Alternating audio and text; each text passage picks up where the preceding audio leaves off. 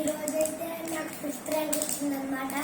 అందుకని మా mummy daddy నాకు 180 రూపీస్ పెట్టి నాకు ఈ చాక్లెట్ అయితే కొన్నారు. డైరీ మిల్క్ ఉంటుంది, ఇలా ఉంటుంది వెనకాల.